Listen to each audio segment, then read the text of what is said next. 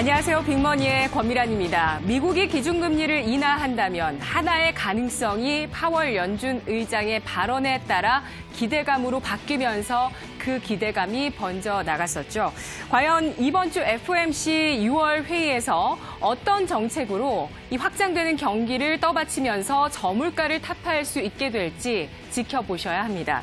물가는 너무 높아도 문제지만 너무 낮아도 경제 성장의 부담 요인으로 작용하곤 하는데요. 물가는 물건의 가격입니다. 여러 상품과 서비스 등의 재화의 개별 가격을 종합하고 평균한 것을 물가라고 합니다.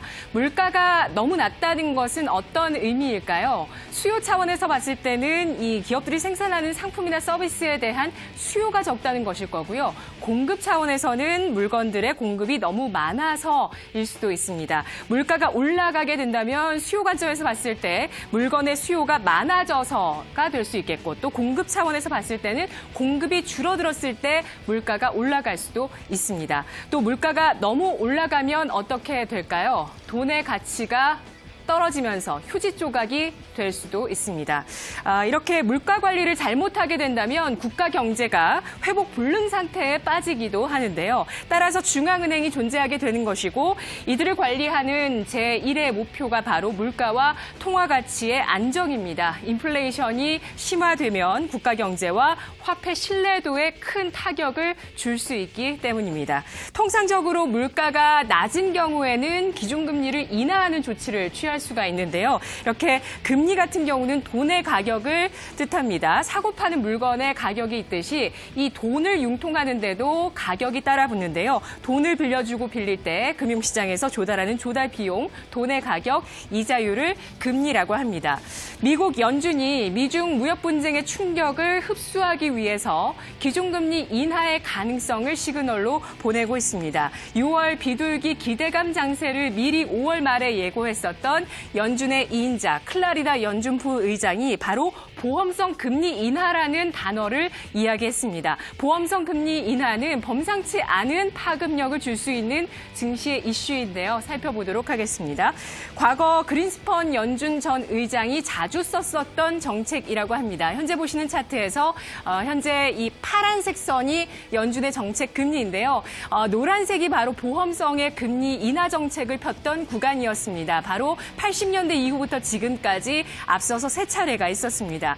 경기 침체형의 금리 인하가 아니라 시장의 안정과 경기 확장을 지속하기 위해서 선제적으로 금리를 인하하는 것인데요. 그린스펀은 장단기 금리 역전은커녕 그러한 금리 역전의 분위기만 풍겨도 바로 75bp의 금리를 인하하면서 0.75%의 금리를 인하하면서 이것을 적극적으로 그 위기, 침체 위기를 빠져나왔었습니다. KB증권은 지난 금요일에 분석에서 경기 침체형의 금리 인하 이후에는 경기 침체와 주가 급락이 있었지만 보험성의 금리 인하에는 정반대로 미국 주식시장의 급등이 있었다. 이렇게 분석을 하는데요.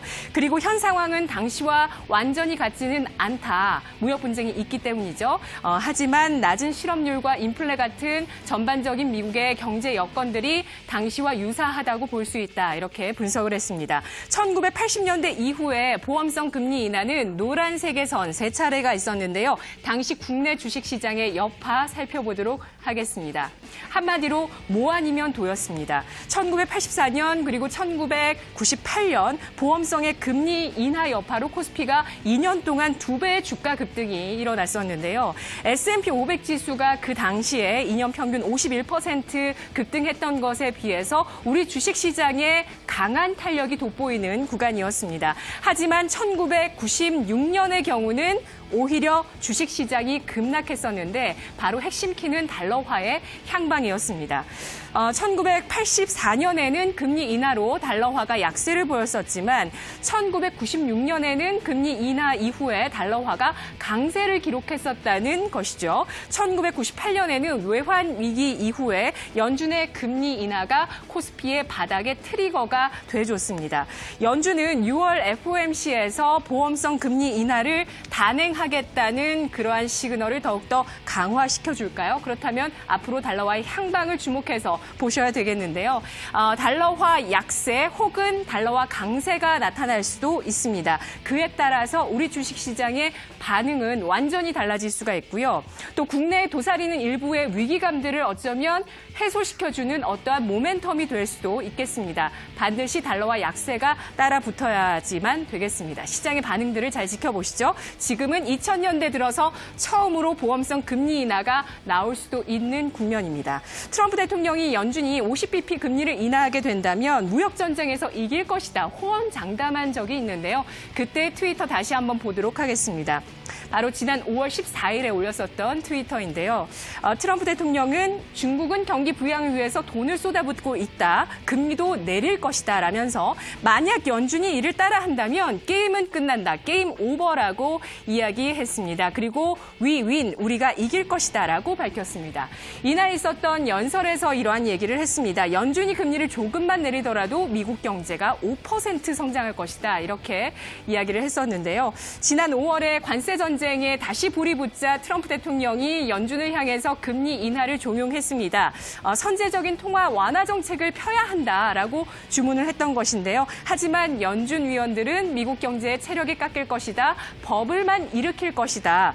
성급하게 금리를 이렇게 고용시장이 탄탄한 상황에서 올리게 된다면 오히려 펀더멘털이 상할 수 있다. 우려감을 드러낸 바 있습니다. 과연 연준은 어떻게 경제의 흐름을 조절해 낼까요? 미국 경제 우세와 중국 경제 열세, 그 속에서 무역 전쟁의 빅딜이 나올 수 있을 것이다라고 예상했지만 현재 중국 같은 경우 G2 회담의 일정마저도 묵묵부답인 상황입니다. 또 연준이 선제적인 금리 인하를 하게 되더라도 어떤 효과가 나올지는 좀 지켜보셔야 되겠습니다. 시장을 놀래킬 정도의 정책이 나와야만 시장의 파급력이 더욱더 커질 수 있다는 부분 기억을 해보시기 바라겠습니다. 연준의 FOMC 회의는 올해 6월, 7월, 9월, 10월, 12월 이렇게 5차례 남아 있습니다. 증권가에서는 7월과 9월에 금리 인하가 단행될 가능성이 있겠다 이렇게 전망을 하고 있는데요. 6월은 G20 회담이 있어서 자칫하면 카드를 썼다가 그러한 의미가 퇴색할 수 있겠다라고 보면서 또 10월, 12월은 너무 멀었다라고 이야기하면서 7월과 9월의 금리 인하 가능성을 예상하고 있는 것인데요. 삼성선물은 연준이 보험성 금리 인하를 단행하려는 목적 3가지로 정리하고 있습니다. 금융시장의 신뢰 회복, 장기 금리의 회복세, 그리고 경기 확장기의 연장이죠.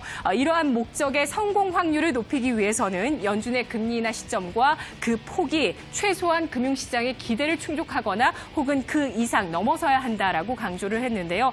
바로 목적은 정책 카드를 쓰면서 큰 효과를 낼 수 있어야 한다라는 것입니다. 삼성선물은 과거에 비해서 현재 제한된 금리 인하의 여력이 있기 때문에 연준은 그 효과를 극대화하기 위해서 금융시장의 기대에 끌려가던 행보를 끊어줘야 한다라고 이야기를 하고 있는데요. 따라서 연내 50bp 이하의 금리 인하 가능성에 무게를 두고 있는 상황입니다.